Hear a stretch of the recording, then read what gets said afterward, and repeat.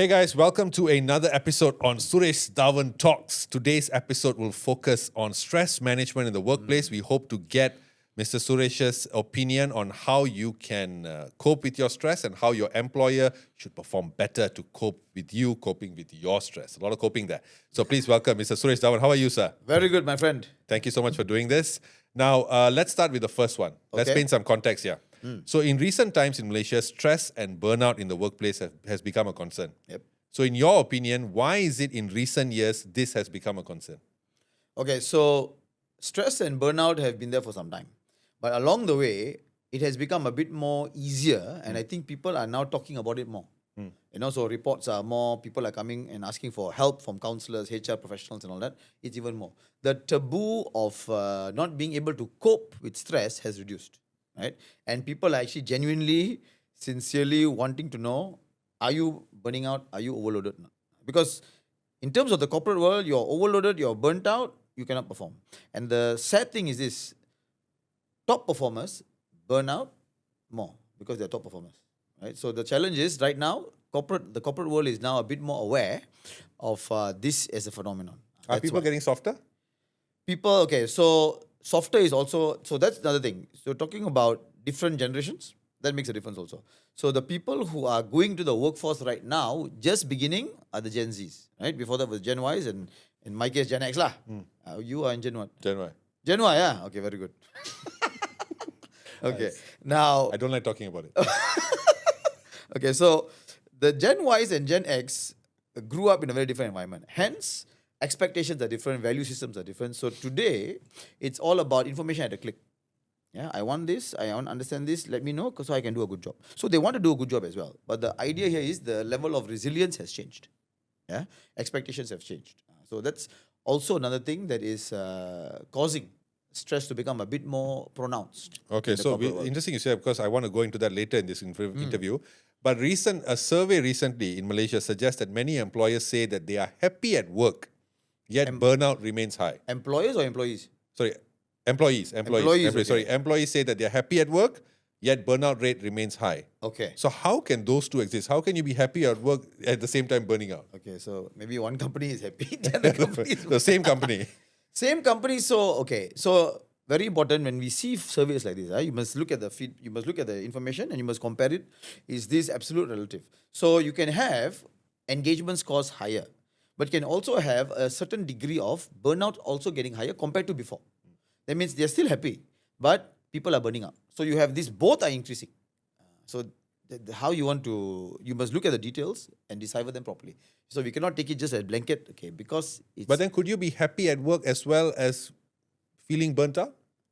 if you're burning out, okay, so you might enjoy your work, but right now you're overloaded. You are juggling too many things. You like the job, but you cannot cope.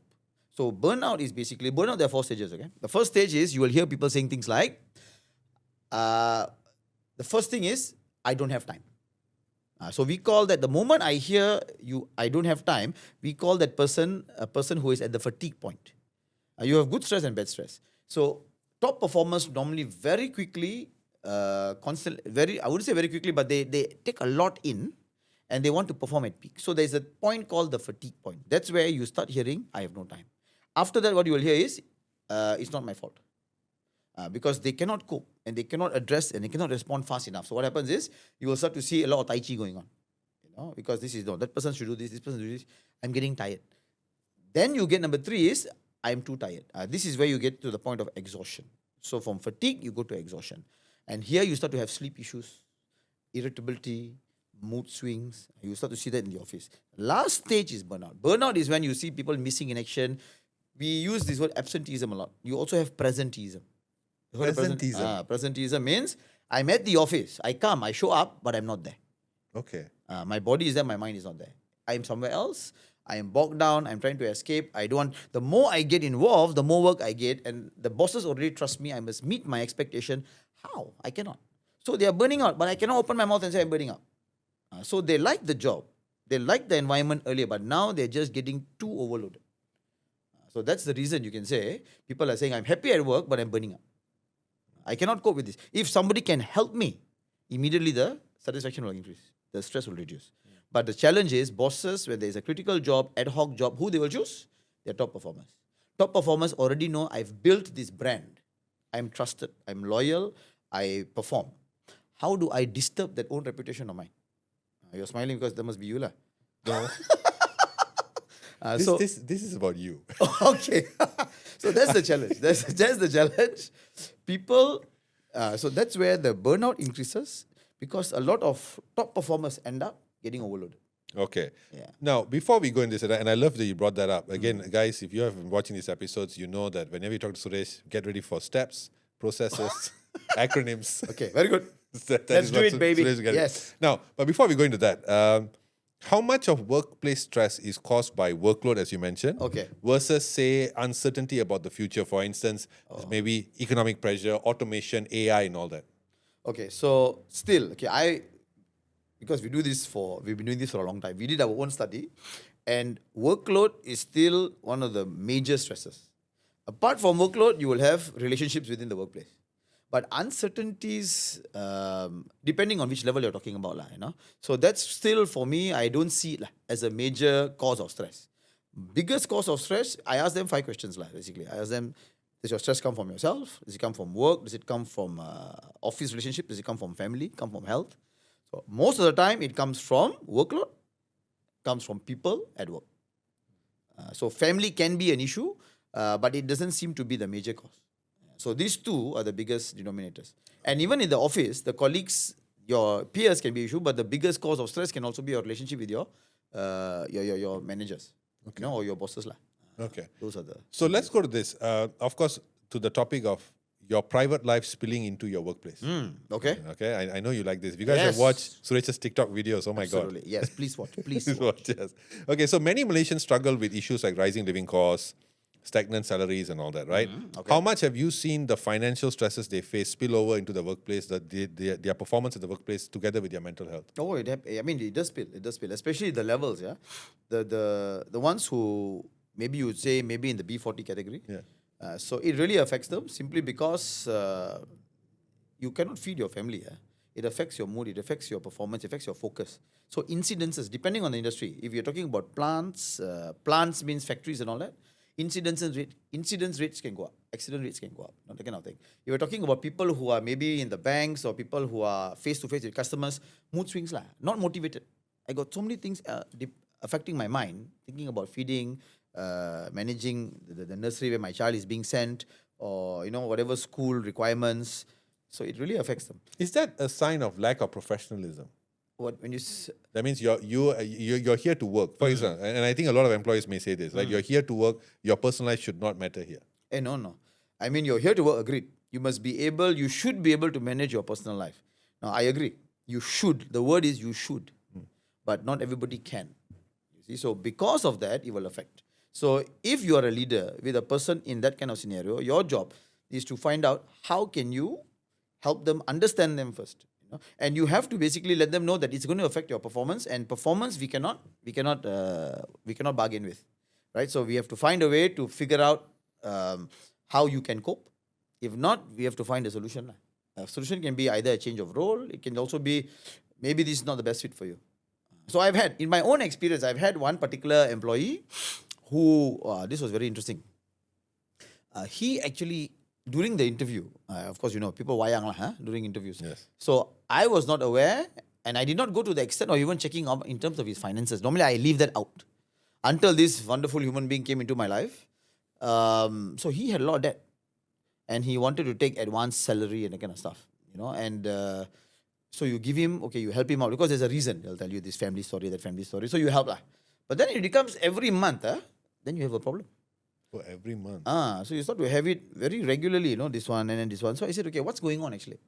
Because you're new, and you start asking for this because we are warm people, So you think I've never experienced that, but yeah, go okay, on. very good, yes. So which means you're not very warm, I meant you. Whoa, okay, very good, very good. So, what transpired is he actually told us the story. Okay. That this was the issue, So we said, wow, we cannot have somebody like this. Okay, yeah. Because his mind, not at all focused at the workplace.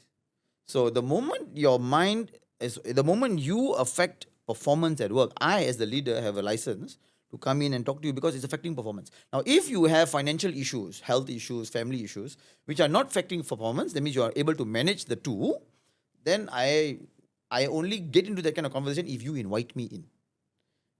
I cannot invite myself in because there's no reason for me to invite myself in. Your personal life is your personal life. I must respect that. But if it starts to affect performance, which means me, my company, my business, my team, our team, then I have to come in and find out. And if that is the problem, then we have to talk about it. Okay. Because we cannot continue this relationship if you are going to behave this way. Correct? So that's the scenario. So yes, Have you seen in your years of experience, have you seen it, the attitude towards an employee with these financial stresses or any stress outside of work spilling into their work performance? Have you seen it change like a lot? Like for instance, maybe perhaps in the early days it was like, no, that's your problem, you deal with it. If you don't want to work, then get out kind of thing. To now, maybe now the requirement is to actually deal with it. Yeah, so before, a lot of leaders are not sure, can we deal with it? Should we deal with it? Are we allowed to deal with it? Are we crossing the line? But today, HR has also grown. HR is very mature now. And the idea here is, you hear people are your assets. So you really take care of them as assets. You want to go in there and see how you can help. Okay. So mental health, stress, you connect to mental health because it's your mind. Like that. Yeah. So because of that, a lot of MNCs, multinationals, have actually focused their energy and time on this topic. Okay. So let's go to hybrid and flexible working arrangements. Okay. That's been a huge topic now. Now, these arrangements were supposed to improve work-life balance. Okay. But in some reports, it suggested that employees are increasingly burning out because they feel always on. Yes. Okay? So are companies managing these flexible working arrangements properly? Well, I cannot give you a general statement, but there are companies who are managing it quite well. There are some companies who become a bit too strict about it. And there are some companies who let go too much. Okay. So you got these three types. So stress because of too strict in terms of rigid monitoring can cause a bit of stress, right? But the problem is, you're right, always on. And this can be even at director level. Some of my friends, during COVID especially, you could really see it, they end up working more and longer hours because they are working from home. It is expected that you are now having that flexibility. I can call you at any time. So that has actually also led to higher stresses and also across the board, not just lower level. In fact, the lower level ones might not be on call as much as the higher level ones. Yeah. So that's the challenge. Do you meet a lot of employees who secretly suffer because they are always, because I remember when early days of working, I had a boss who would text me anytime. Even you took leave also, no, there's problem. Still happens. Still goes on. Right? Still goes on. And is it right, you think that there was a call for, there was a ban on, not a ban, but they are saying that perhaps employees cannot WhatsApp you after working hours. Do you agree with that? Okay. Now, for me, my point of view, I have dealt with companies. Okay. And we have gone into that micro in terms of discussion. WhatsApp after 7 o'clock, 9 o'clock. So what I can say is this. Different companies have different cultures. And if the leaders and the team members agree that this is okay, it's okay. But they have to agree. Now, everybody needs their own space, their own time. I totally agree as well. But the world has changed. Now, if a company can say that, okay, if it's a critical scenario, GM has to make the call, right? Do I get the information from my team or do I manage my boss? Right. So maybe I'll share with you one incident. So I cannot give you a general statement again because the questions you ask, I know you'll ask me all these very interesting questions to, trap you. Yes. Get you in trouble. Again, every company, like in my company's case, I try my best not to disturb my staff after office hours. Be honest, you fail at that all the time. No, not all the time. Because he calls me at 3 in the morning. But you're not my staff. Okay. I message you, who knows you're sleeping or not. So I just message. So you wake up, you think of Suresh. First thing comes to your mind is Suresh. Okay, good. Now, for my team, I try my best. But because we have team building events, right? Okay. When these team building events, we all agree we are on call. Because we have to make sure it's a successful event. And so coming nearby. But if it's a classroom session and all that, we settle it all during work hours. So there will be instances where I need my staff to be on call and they are very well aware. Even our good friend, your team, same story, right? So it is agreed. But I had one client, they would go back. This is what my client himself, they were the lowest in terms of engagement in that group. And he said, Suresh, I have to turn this around. So I had an interview with all the staff. One of the issues was we have no life. Because the GM is a performer, the team is a performing team. but they are burning out. So very good to your earlier question. They are burning out. They are happy with the job. They stay there. They are loyal, but they are burning out. They will go back on average every single day 9 p.m. from the office. Wow. Once a month they go back. Two times a month they go back at 12. But that GM exceeds his KPI every single year. Okay, so he wants to keep that. But when the engagement score came out this time, they were the bottom or the third in the third bottom. So he says, Suresh, we have to change it. So what we did was a 1 year event. But what was very interesting was this: during our last intervention, where we have to decide on what will be the habits moving forward, we talked about WhatsApp, and issues came out. So the GM looked at me. He says, Suresh, when the MD calls me at 10 o'clock at night and wants this information and that information, how do I get it? I asked my SM senior managers. They might have it, they might not have it. They might need to ask their officers. So I said, okay, so your team now is telling you this is the problem. So yeah, but if the MD calls, what do? I said, do you expect your team members, who are the execs and the senior execs, to go and talk to the CEO immediately, directly? Do they have that access? Will you allow? Or do you think you should be able to manage your boss? So I'm telling the GM in front of everybody else, So you look at me. I say, if you want engagement, walk the talk and all that stuff, you need to manage your boss and tell them, boss, tomorrow morning, 9 o'clock, first thing I'll give you. But now he's already late, boss. Is it urgent? Urgent, no choice lah. Right? But if everything becomes urgent, then we are stuck. We're gone back to square one. So I told him, you need to lead this way. So great. You know what happened? They all agreed on weekdays, WhatsApps until 7 p.m. They all agreed. But on weekends, 0. And if there is a need, GM, you deal with the SMs alone. Don't get the other ones involved. So immediately after that, their engagement score was the highest, and not just because of WhatsApp, other things as well, but that was a pronounced difference that was made immediately. Immediately after that session, no more WhatsApp after 7. People felt like I got life now. My weekends are mine again. I don't have to worry. And HR came to me and said, okay, what on earth did you do? Because right now, when we pass each other, they smile. You would wonder, And they asked me, now their emails, Suresh, are so customer friendly. We don't feel that they are rude, because they were burning out, their mood changes. So they just so these small things you don't understand. So my tagline is, people issues create performance issues. People must understand. People issues will create performance issues. That's going to be the title of this video. Very perfect. Good. That's it. There we go. Yeah. Okay, but again, interesting you said, because in Malaysia, I feel that long working hours are oftentimes seen as commitment and as well as loyalty. Okay. I've been in work offices where if the boss is still sitting there, they won't leave. Oh yes, but that's old school. Old school, but I've seen that, right? Is this expectation a healthy one in a workplace? No longer. No longer. In fact, nowadays bosses will tell you shouldn't be in the office so long. Seriously.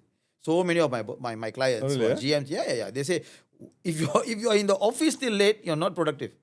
Yes, okay, that's interesting. So when we had this mindset of, you need to stay and wait until the boss leaves and all that, you need to work long hours, that means you're working hard lah. Okay. Is that a good way to analyze or sum up an employee's productivity? No. So what's the best way then? Finishing your job on time. Doing more in less amount of time. That's what is seen now. That means this person in 4 hours gets 8 hours of work done. So if you stay longer, why? Are you not productive? If you're staying longer to get more done, it's your choice.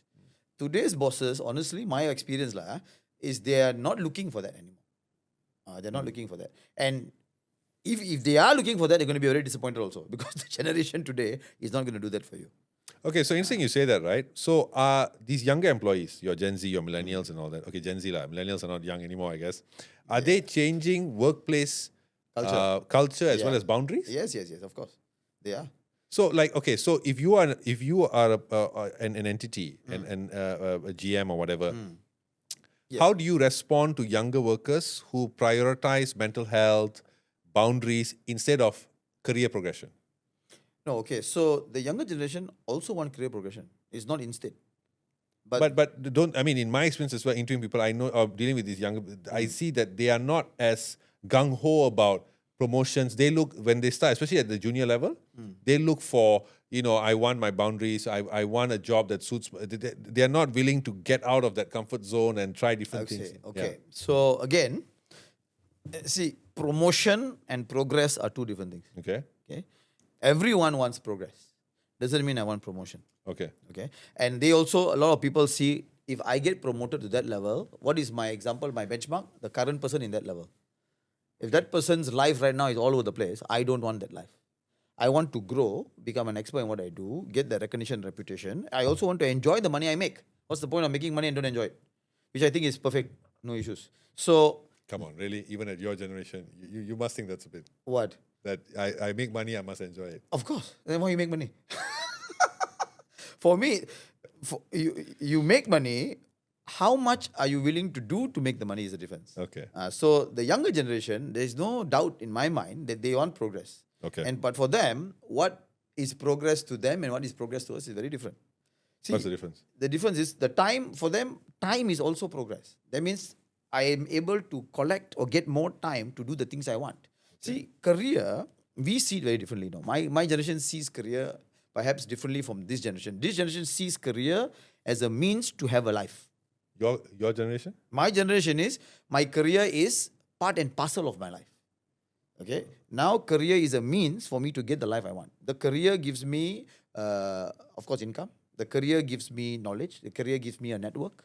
So my life should be about enjoying these things. My life should not be slogging. My life should not be climbing the corporate ladder alone. Corporate ladder will be nice for some people.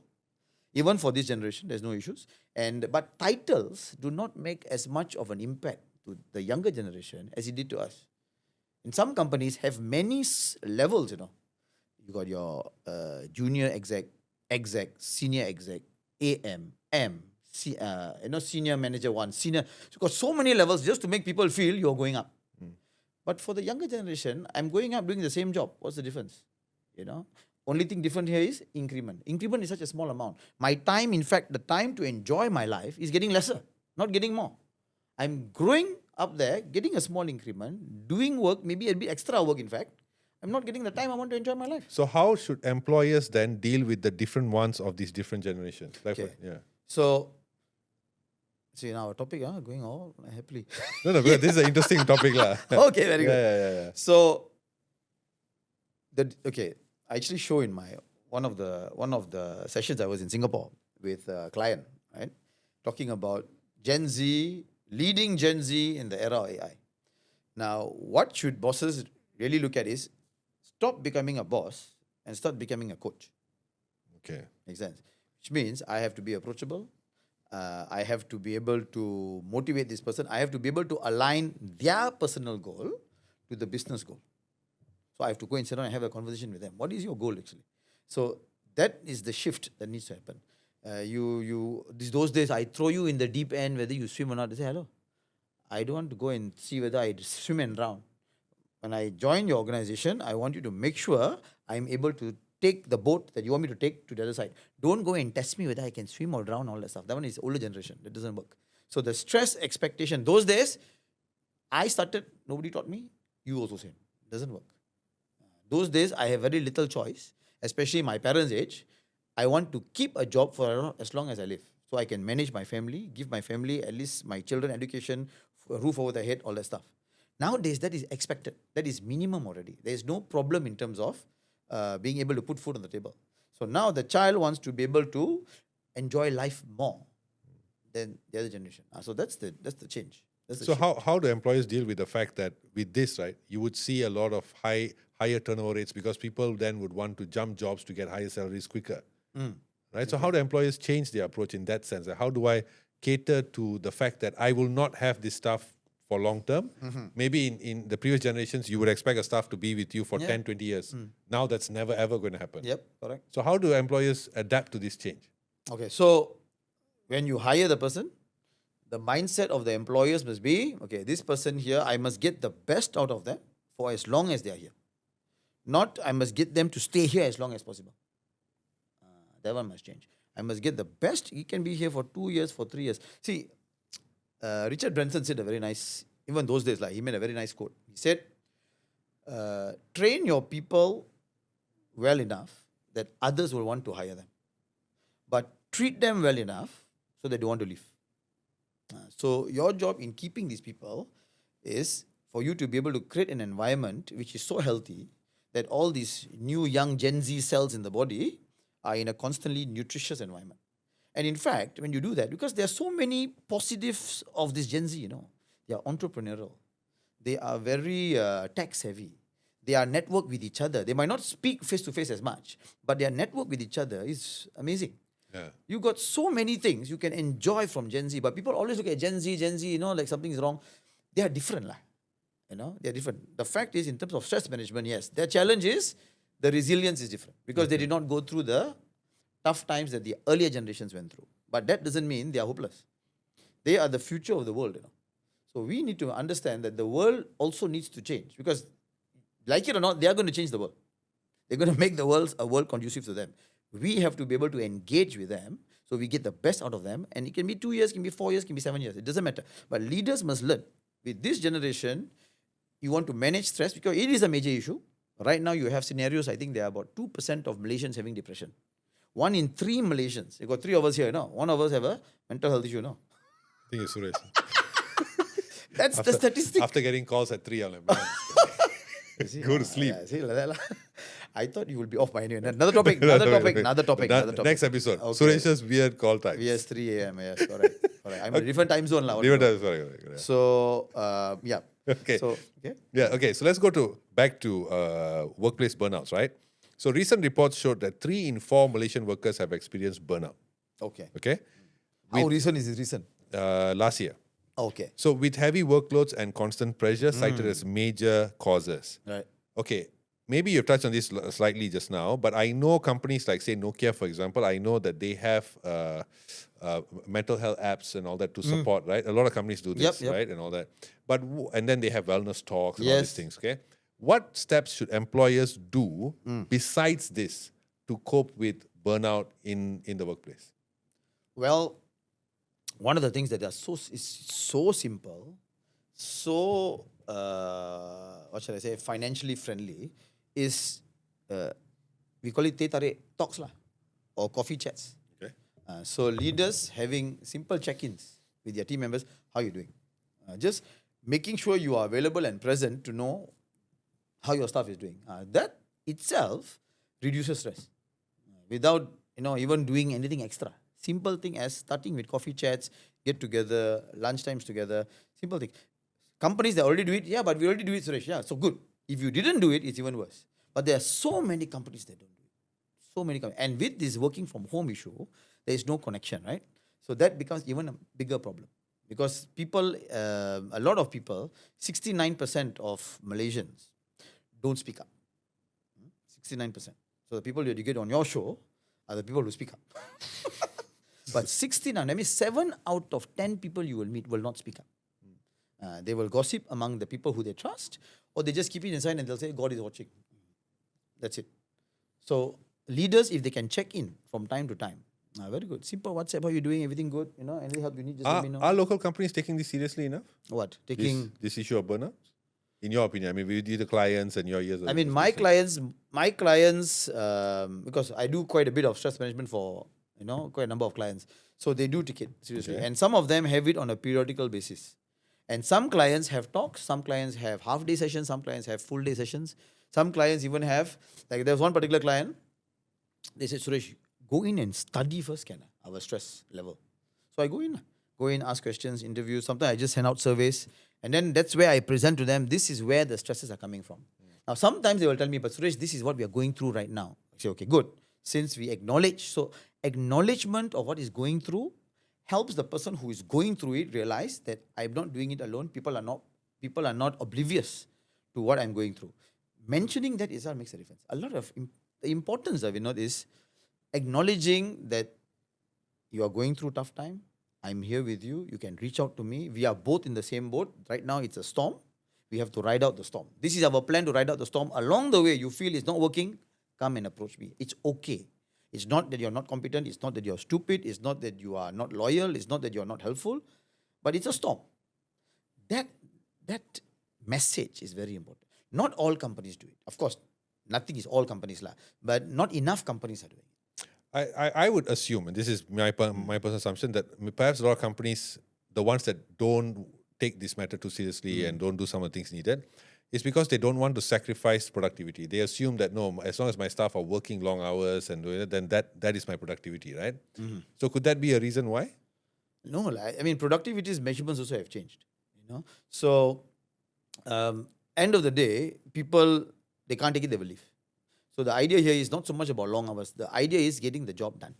But in that case, is it possible to create healthier working spaces that manage these burnouts, work stress, while maintaining your productivity? Have you seen examples of it? That means you're still being able to deliver.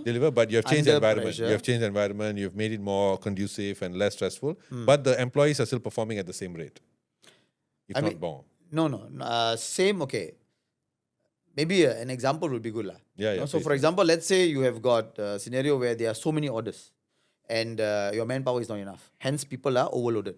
So, what will happen there is changing the work culture it's about managing expectations of the stakeholders now. So, I have to now manage the customer's expectation because I have now short of manpower. Orders are coming in. I want to manage reputation of my company, also customer expectation.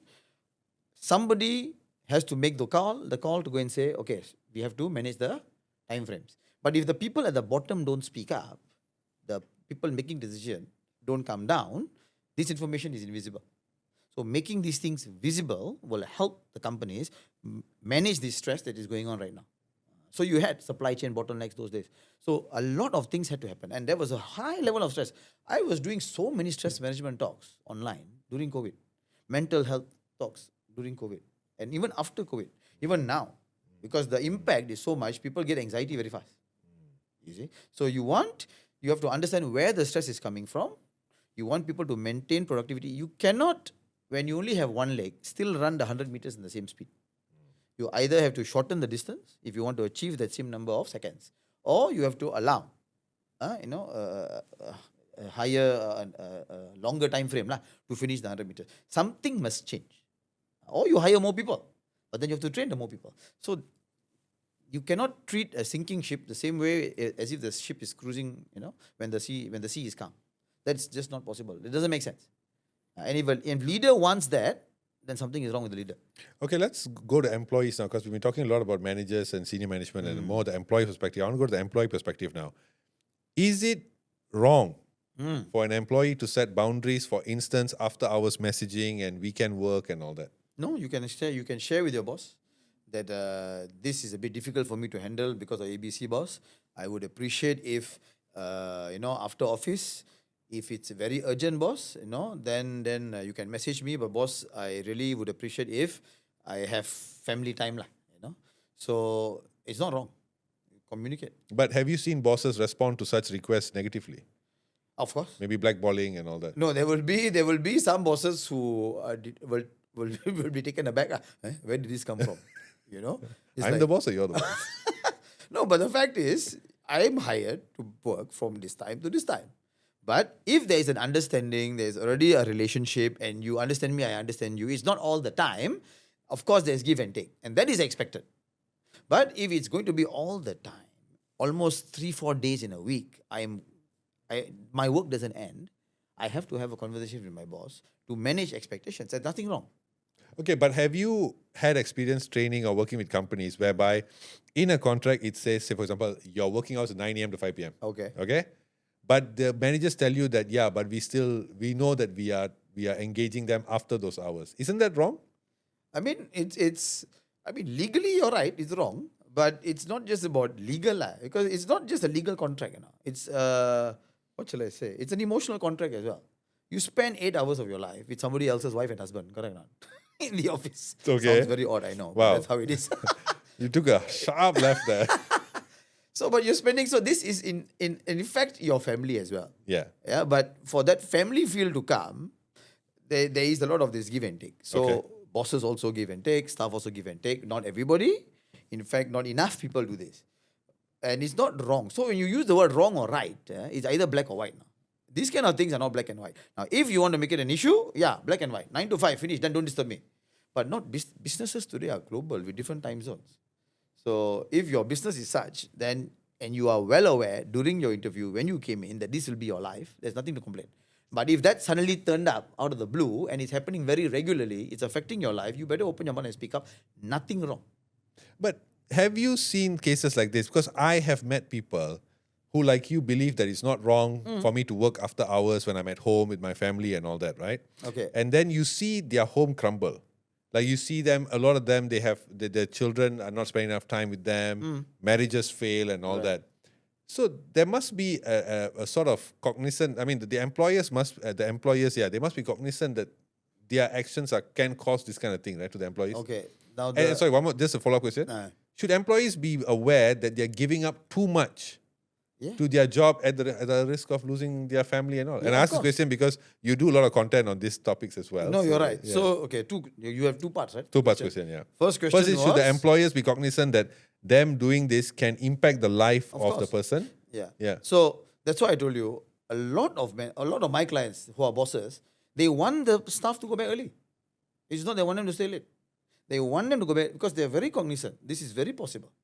And they probably have seen it in their own lives or their previous companies. And maybe they also have experienced it. Yeah. So in fact, it's not what we think that employers want people to stay. No, they don't want. Why stay? Even they also want to go back. The Gen Y bosses want to go back also. They don't want to stay in the office. But they cannot go back until the job is done. Right? So if the job is not being done, either something is wrong. Either it's the wrong person, it's the wrong skill, something is stopping the process. Okay. So number one. So they are cognizant, in fact. I don't see many bosses nowadays who are not cognizant. But there is an expectation if we all need to huddle to get this done, then we all huddle as a team. Because it's not all the time. It's a storm. Let's get through the storm, we need to huddle. If that also you want to make noise, then it becomes it will affect the relationship. Because it's not all the time and you're making that an issue. That means you're not able to do this for the team. Then you're very selfish. And that I will say, because it's not all the time. And everybody is doing it together as a team. But bosses are very cognizant. They don't want you to stay, in fact. If they do want you to stay, you have to find out why. Okay, then how about the employee side? Should they be also more aware that their actions of working, not having a balanced life outside of work is affecting their family? Yeah, they should. And they should speak up about it. If you don't speak up about it, the person who is getting the benefit from you doing all these things will not be aware. So you cannot blame them then. So because I've had clients, there's one particular company we train. You don't say the name? No. And what was interesting is they are really a performing team. Yeah. Seriously, a performing team. But what was surprising to me was quite a number of divorce cases within the team. They love the company. Looks like they love the company maybe a bit more than they love their own spouses. And it was interesting because most of these ones who went through a divorce in that company were ladies working in that company. And the husbands could not manage those things. Maybe they also expect different, because women play a very important role, right? Yeah. Basically, they are, I tell you, if a man dies, the woman loses a husband. If a woman dies, a man loses another mother, Yeah. So it's no joke, no joke. Guys, I think, being a guy, I'll tell you, spouse or wife dies, I tell you, my goodness, no joke. So I love you, my darling wife. Oh my God. So that make sure it's on the That will be the cover. the highlight. I love you, darling. Rajesh Vindekar, I love you. Okay. Oh my God. So now you all know my wife. Okay. So anyway, coming back What to did you do over the weekend? Many things. Okay, hello. Did your wife catch you or something? No, nothing. Okay, Come on, come. this is a cathartic process. Let's talk. Okay, sorry, go on. So we're talking about Employees, yes. should they, So they're they giving must too much. speak up. They must be able to, like what you said, use the word boundary. Let that boundary be clear, because you're already doing so much more. So you have to set boundaries. Okay, after this time, or during this weekend or that weekend. I mean, weekends it's family time, and you see, simple scenario. I tell my participants so: if tomorrow something happens to you, the one that's going to suffer the impact and consequence is your family. The company will be sorry, will be sad. 3 months later, life goes on. In fact, the next week, life goes on, but there will be some level of sympathy and empathy and all that stuff. But then somebody else will fill up the position. Something happens to you, there's only one mother for your children, one father for your child, right? There's only one husband, only one wife. Okay. Yeah. So, I mean, in your experience again, do you have any advice on practical daily habits that employees can practice to reduce the workplace stress, reduce the chances of burnout? Okay, so burnout, if it's from workload, prioritization, straightforward, time management. I tell people, stress management is self-management. Time management is also self-management. Time is fixed, how you manage your time. You cannot get more time unless you spend it wisely, right? So that's very important.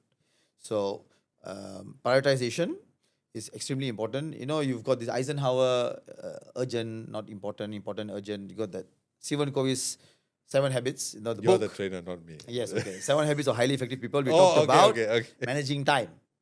And it's called the Eisenhower Matrix. Go and Google it, my darlings. Okay, Eisenhower Matrix. Very simple. I feel like this episode would be better if we had like a PowerPoint. Yes, why not? why not? Next one. Next one. And a whiteboard for Suresh too. Maybe we should do that. We should do the next one. Maybe Next we one. should do Let's that. try. It'll be fun. Okay, so prioritization is one. Apart from that, habits would be, if you're talking about burning out is the result when you cannot cope anymore. True? So speaking up, that's another one. Also, of course, variety in your job. Routine, some people are made to last longer in routine jobs. That means every day in and out, you do the same job, you know. But some people like me cannot.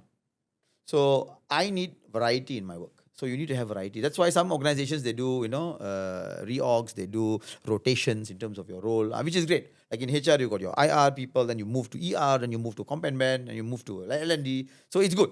The person also gets developed. Those are things that you can do. But if you're talking about individually, then taking short breaks. Taking short breaks. Call center people, high stress. You have high stress. So they have time blocks. After X number of calls, okay, 5-minute break. Or if not, you burn out. And you're hearing constant complaints, issues, you know. It drains your energy out. And there'll be some wonderful customers. You pick up the phone only, you know, certain words come out. So you need to design in your own routine time blocks for yourself. Like even emails. We play one game in our simulation. We have a simulation where I give them constant stress. And emails is one of the stress. So you also in your day must have what we call time blocks, where I will look at emails at this time, and this time. You know, or I will look and reply to emails this time, this time. You cannot be constantly looking at emails doing your work. Multitasking reduces your IQ. What? Yes. Really, really.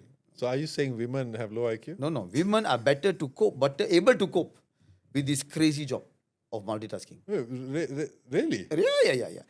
Constant multitasking reduces your IQ, in fact, as much as taking cannabis. I just shared this in a class, and with statistics and with the source. Okay? So you can go and Google it up also. Okay. Yeah. So it can go up to multitasking reduces your productivity also. Because there is, in the moment you focus point job A, you have to go to job B. There is a glitch, there is a learning curve, there is a slowdown in focus. So you have to recollect yourself, what you're doing, and you might not be able to recall all the other things. So if it's constant multitasking, oh my God, life is crazy. So you must set time blocks for yourself. So what I used to do is, from this time to this time, look at the emails, check it out, then do your work. If not, constant, you will be burnt out very fast. Your brain will be drained because you're just constantly bombarded with information coming in. Calls here, then meetings there, then this one. So how? Your time is your time.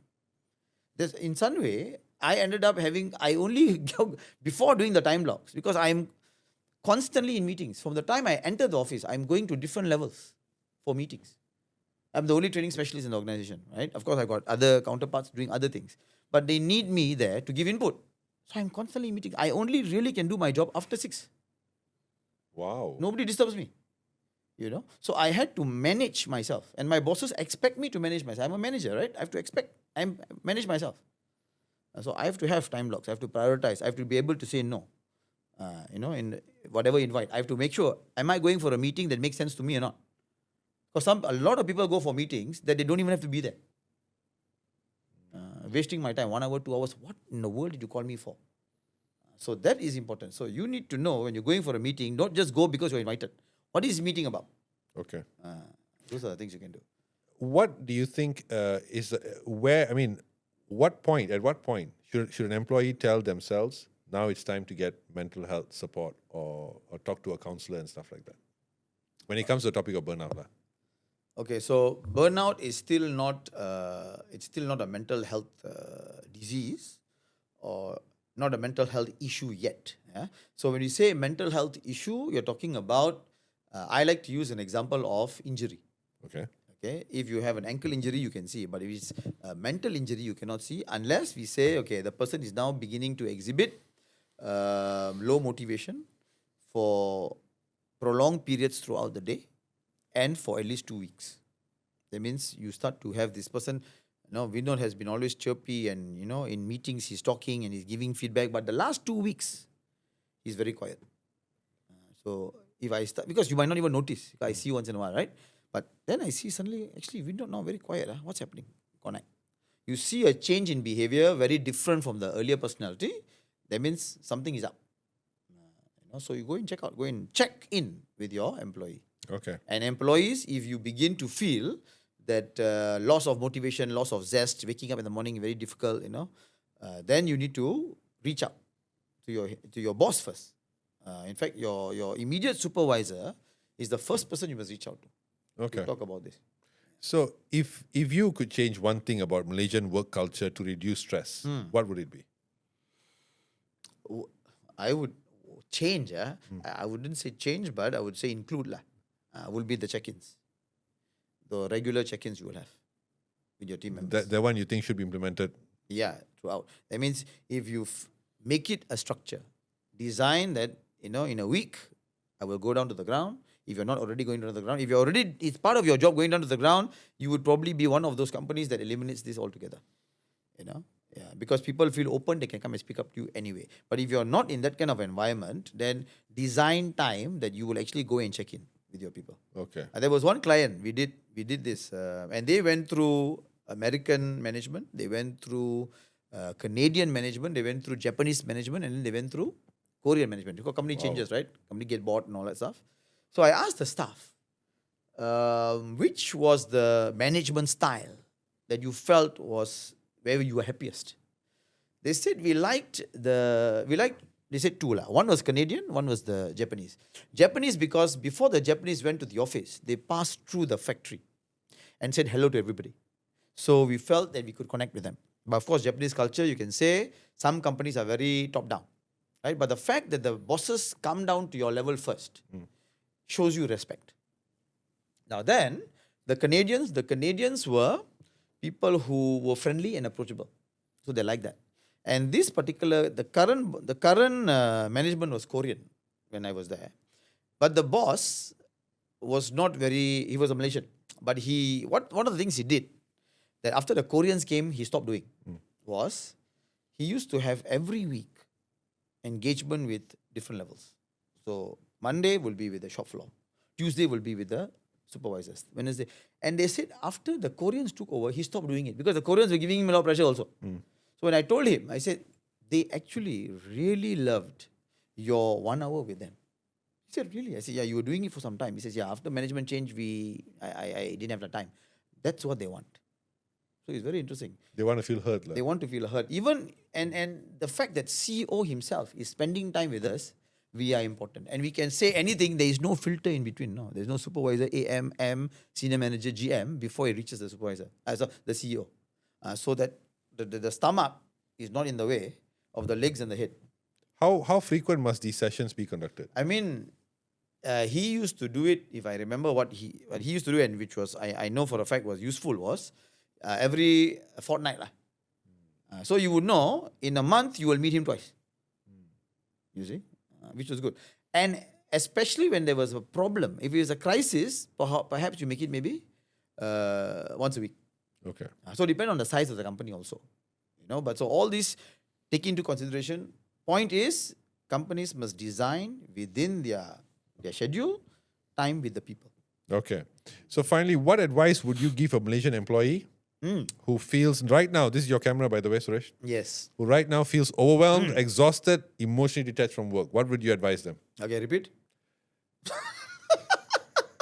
Got 3 things there. Tell me. Ashwin, please cut that part out and combine the next question because, Okay. Finally, Yes. Tell me. what advice would you give to a Malaysian employee who currently feels overwhelmed, Okay. exhausted, or emotionally detached from their work right now. His or her work right now. Okay, advice. What advice would you give? Okay. That's a big question, loaded question. So a person who is going through, okay, let's just make it like this, very simple. Person who is going through enormous stress in the workplace right now, first thing I'll tell you is, Wait, isn't that exactly what I asked you? yeah, but You made it this simpler. one, this one, and this one. So I'll tell you very simple. If you are having stress, two approaches: strategy, coping. If you're having stress right now, your job, you need to survive. Okay, so you need to survive means you need to be able to take a step back and decide what is important right now, and then focus on that which is important. If it is your health, it is your health. If it's your relationship. If it's about time, managing time, deliverables with your bosses, your job, be very clear what is most important right now that needs your attention. Go address that. Very simple. Simple as that. That's coping. Now, next step after that is you do not want to go through this again. Or if you're going to go through this again, it must be something you can manage better. You have to start now looking and reviewing at what got you here in the first place. Is it because you've been too nice? You've been too accommodating? You have to start now putting boundaries. You have to start prioritizing. You have to start speaking up, start talking to people, start saying no in a respectful way so that you can manage your time and manage yourself. But if you're right now, your ship is sinking, you don't know what to do, you're overwhelmed, your job is, so many things I'm doing, list it down. What are all these things I'm going through? Which is the most important, really needs my attention, really giving me the most amount of headache? Go and address it immediately. If you need the help of somebody else, go and reach out to them. You must reach out. People cannot see. You drop hints, people don't get it. Everybody has their own problems. Go and reach out. Speak up. Open your mouth. You don't ask for help, nobody going to help you. Okay? So that's what you need to do. If you can do that, help will come. It is in the best interest of your employer, of the company, of the customer that you are successful so that they can get what they need. So you must go and reach out. How you reach out is a different story. Your tone, your voice and all that. So you also have to manage your emotion when you go and reach out, but you must reach out. Focus on what's important, do that. That's my suggestion. All right, thank you so much, Suresh. So, guys, that was Suresh Dhawan there in our most recent episode of Suresh Dhawan Talks. So, we'll be sharing his links. Suresh is also an international speaker as well as trainer. So, his links to his website will be in the description. If you guys want to engage him, you can just click on the link and get in touch with his amazing team. By team, I mean to the two people that is in his company.